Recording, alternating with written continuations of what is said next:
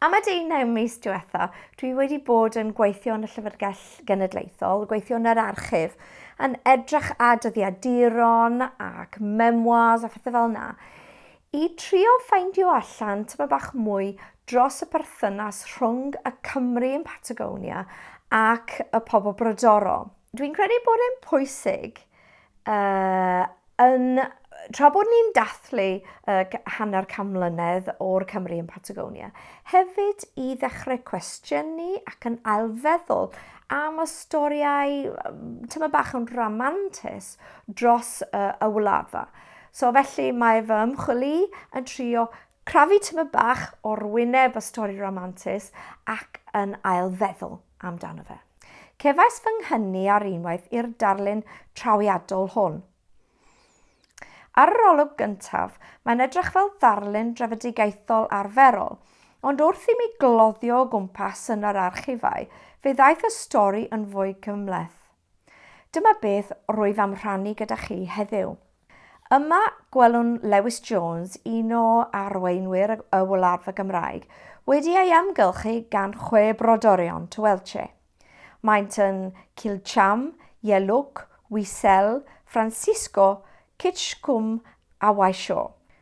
Gwnaeth Francisco, y dyn ar y gwaelod i'r chwith, marchogi fewn i'r pentref tua 9 mis ar ôl cyrraeddodd y Gymru mwyn awgrymu masnachu. Mi oedd y pobl crwydrol yma yn fasnachu gyda'r archentwyr mwy'r gogledd yn Mhatagonia, ond pan oedden nhw'n gweld y Cymru yn sefydlu yn Chubut, oedden nhw'n meddwl falle bydde hon yn lle mwy gyfleus i fynd i farchnata.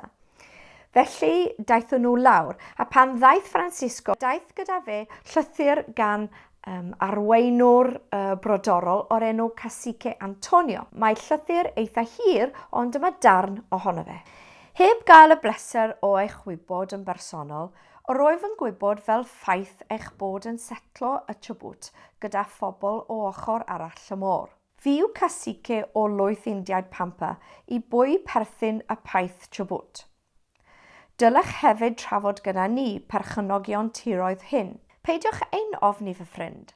Rydw i a fy mhobl yn bodlon eich gweld yn gwladach chi, oherwydd cewnle agosach mwyn i fasnachu.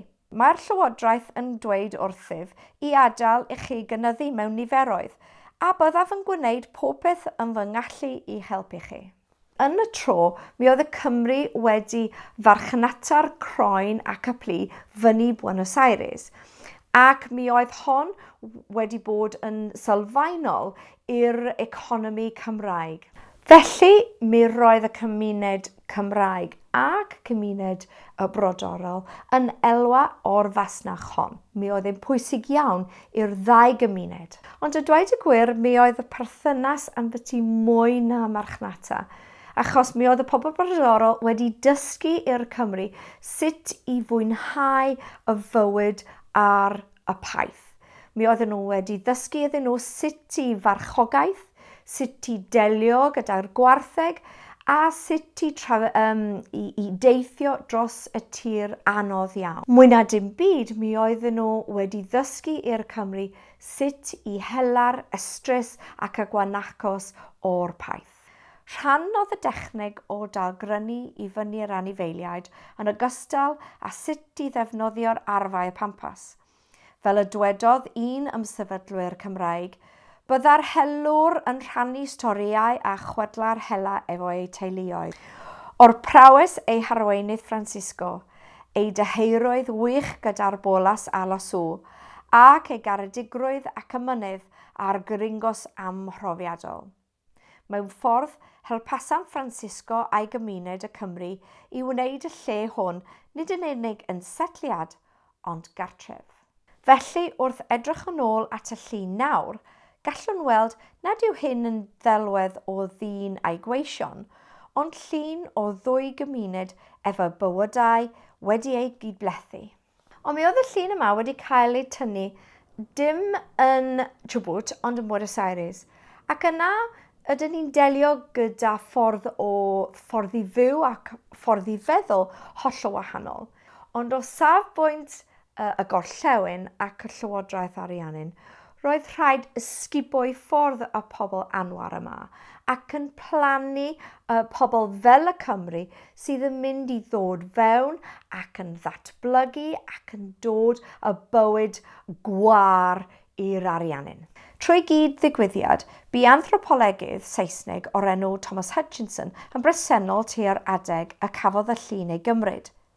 Ddalwyd Hutchinson syniadau trefedigaethol nodweddiadol a rhagfarnau hiliol ei ddydd.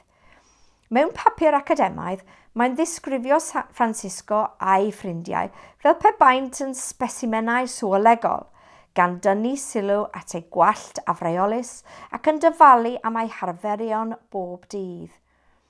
Daw'r casgliad trwy ddweud, gyda'i gilydd, mae ei nodweddion yn aml yn hyll ac maent yn ei gyd yn dwp. Ond roedd llunyn mwy cynnil o hiliaeth yn y gwaith hefyd. Hiliaeth a oedd yn adlewyrchu ymdeimlad Saesneg o o'r-chafiaeth dros y Gymraeg ac yn enwedig y disdain Saesneg ar gyfer yr iaith Gymraeg. Nododd bod yr Indiaid yng nghwmni Mr Louis Jones. Pam wnaeth ei gyfieithu'r enw Cymraeg, Lewis, i mewn i'r Ffrangeg Saesneg, Louis, a roedd mewn ystyr yn ceisio cywiro o sillafu, yr ynganiad, yr iaith. Ar strôc, dileodd Hutchinson yr iaith a'r diwylliant Cymreig, ac fel y cyfryw, mae'n gorfodi rhesymeg y Welsh Not a orfordir Saesneg fel iaith bywyd cyhoeddus yng Nghymru. Fel ydych chi'n gallu gweld, mi roedd y cymunedau Cymreig ac y cymunedau brodorol yn cael ei ddal fyny mewn yr hierarchau hiliol roedd yn mynd o amgylch y byd yn yr adeg hon. Ond, achos mi roedd y Cymru yn wlad ychwyr o Ewrop, mi oedden nhw mewn sefyllfa wahanol ac anarferol, achos yng Nghymru mi oedden nhw'n dioddef o drefedigaeth, ond ym Mhatagonia mi oedden nhw'n troseddu y drefedigaeth. Mae cymhlethdodau o rym sy'n croesio'r ffotograff hon yn anweledig hyd nes y byddwch yn adnabod y pobl a'r stori. Y pŵer a roedd gan Francisco fel arweinydd, y masnachu a helan tribwt, y rhesymegau hiliol sy'n gorthymu y brodorion a treulio'r iaith Gymraeg. Ond erbyn hyn, gallwn ei gweld ei bod yn cyfoethogi ein ffordd o feddwl am y wladfa, achos ydyn ni'n cael gip olwg o'r cymhlethdod y berthynas rhwng y pobl hyn. Ond, ochr yn ochr a moesedd yw'r ffaith dreisgar o wladychu. Tra bydd y gymuned Cymraeg yn llwyddiannus, bydd bywydau cacique Francisco a'i bobl yn cael eu chwalu gan ddyfodiad y fyddin archentaidd a fydd yn ceisio sgubo ymaith i'w gymunedau, ieithoedd a ffordd o fyw. Trais yw realiti creulon y rhesymeg trefedigaethol.